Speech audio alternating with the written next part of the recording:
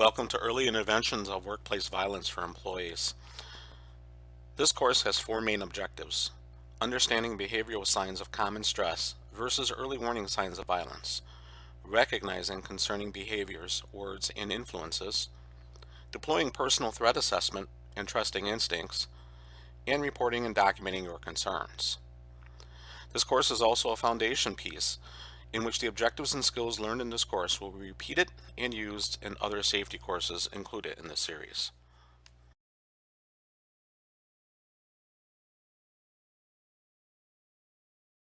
Let's face it, there are times when we all get a little stressed out.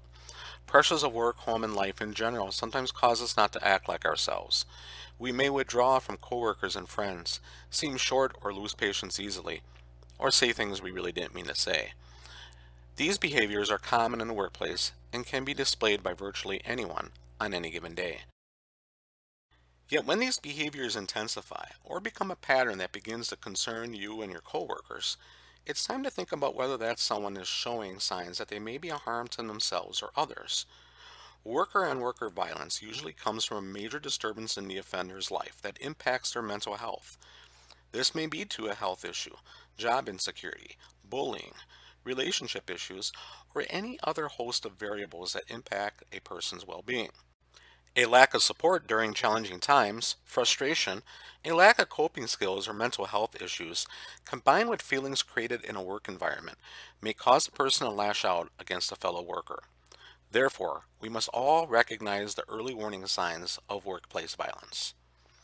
Workplace violence is defined as an action, whether verbal, written, or physical aggression, that is intended to control, cause, or is capable of causing injury to oneself or another, emotional harm, or damage to property.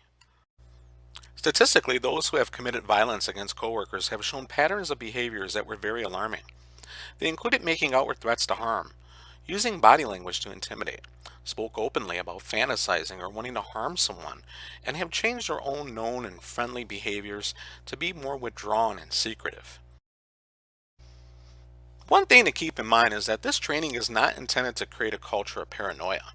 In fact, knowing the difference between problematic behavior and normal stressors should put you at ease in your workplace. Behaviors that are short-lived or followed by an immediate apology are probably just signs the person is under stress.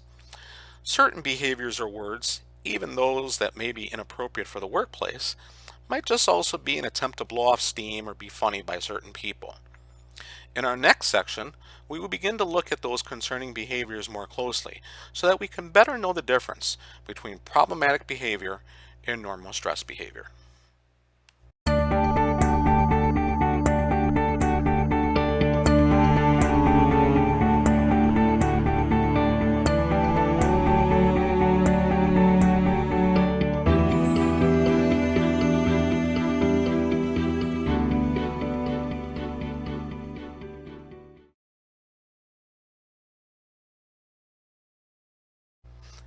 Let's start this section with behaviors, specifically individual personalities.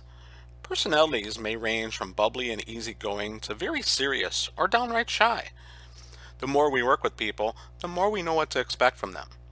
We also become more relaxed around one another when we see or work with people on a daily basis.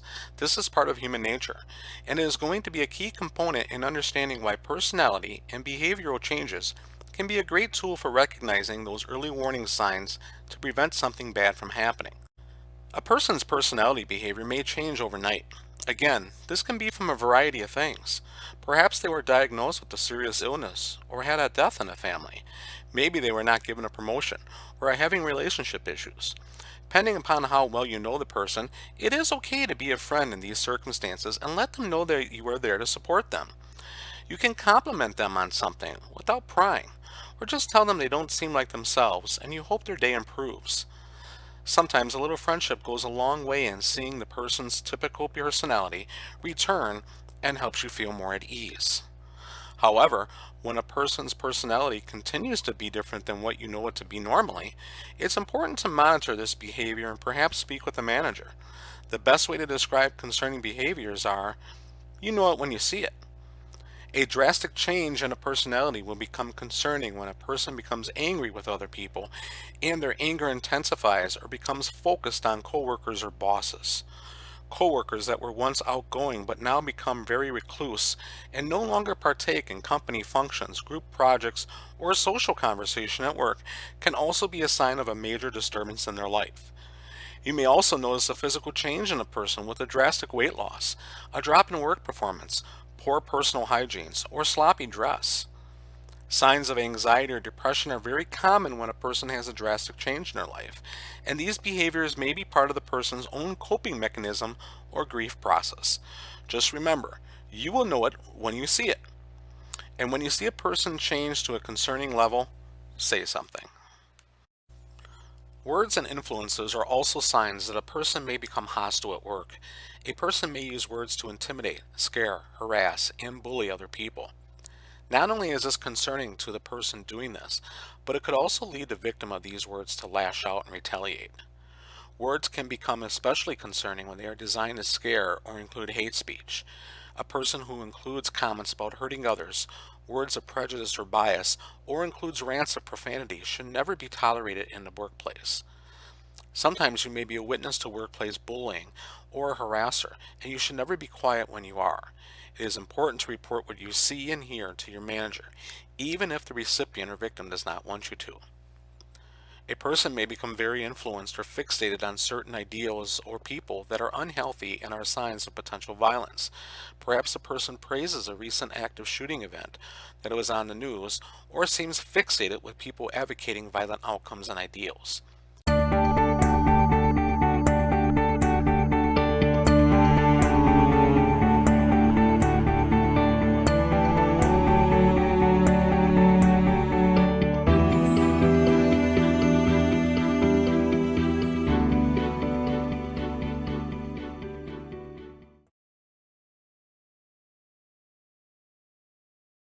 As we have already discussed, understanding when behaviors are concerning is really nothing more than recognizing an unhealthy change or pattern in human behavior. In this section, we will learn about deploying personal threat assessment and trusting your instincts. Personal threat assessment is learning to be on guard. When we are at home or work, we sometimes let our guards down because we may be in our comfort zones. At work, we may become complacent and do not look for dangers because we may be preoccupied with our daily duties. We are also quick to ignore problem behaviors because we don't want to seem like that person who thinks the worst is about to happen or do not want to be the one to tell on a coworker. You must remember that a person having a bad day or even a bad time in their life is usually not an indicator of violence. It is the drastic unhealthy changes and patterns that you must watch for. Your own personal threat assessment is using your senses to help you with that saying, you know it when you see it. More than likely, you will sense something is up with a person with their changes in what are called early warning signs. Early warning signs are steady negative progressions in behavior that suggest something more serious is going on. Maybe it was hard to put a finger on it at first, but the more you assess it, it's making more sense. You will see a steady negative change in their performance, becoming angry for no reason, talking of hurting a coworker or a boss or patrons, and a change in their physical appearance. These are all signs that you are taking notice to. Maybe these behaviors are noticed by others as well. It's important that you let your senses guide you in seeing early warning signs that could mean something is just not right. It is also important that you don't rely on others to report these concerns to management. When you see behaviors and patterns that are negatively impacting the person or workplace, say something immediately. The quicker you report, the faster the situation can be remedied. Instincts are also critical to use for keeping you out of harm's way when danger is about to happen. Perhaps you notice a person who has exhibited warning signs and now they're acting very strange today. Maybe they're overexcited. Maybe they stare off into the distance. They're clenching their fist or stomping around, or have a look about them that concerns you. Your instincts are telling you something is not right, that danger is imminent. Our instincts are designed to keep us safe. If you suspect that a person is about to harm you or someone else, get out of the area immediately, notify your manager, and even call the police.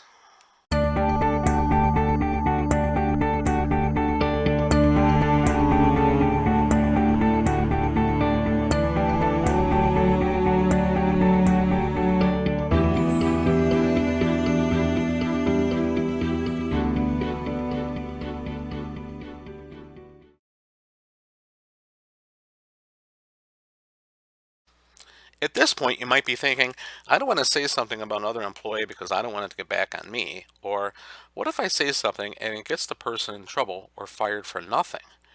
Remember, a major factor in employee on employee violence is caused by a major disruption in their life. Therefore, expressing concern about the well being of another employee is not only being a good coworker, but can also alert your employer to an early intervention option for the person impacted. You could literally be saving your own life or the life of another by speaking up. Your report can be made confidentially and will most likely not require anything but a short conversation between you and a trusted manager. When considering if you should report concerning behaviors, remember that if it's disturbing to you, then it's most likely impacting other people as well. And it's not just the person having a bad day or blowing off steam. So many incidents of active shooters and workplace violence could have been prevented if behavior indicators were reported early on. So do not suffer in silence.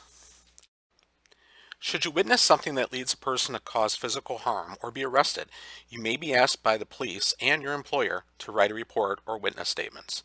Wisconsin has laws that protect witnesses and victims of crimes, and the police and courts will make it very clear to the offender they are not to have any contact with you, other witnesses, or victims. Could the person lose their job for harmful behaviors, threats, and bullying? Yes, but that is no fault of yours for speaking up and keeping your workplace safe. If you have concerns about a person retaliating based upon your report, notify your management team or even the police. They will discuss what steps they can take to protect you.